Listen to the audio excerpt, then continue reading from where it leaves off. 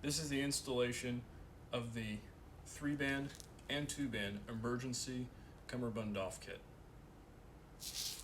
Step 1, remove your gloves. Step 2,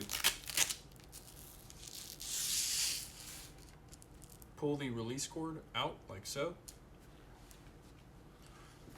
You will then take the back side or hook side of your cummerbund and you will place it directly on top of the emergency doff adapter, like so.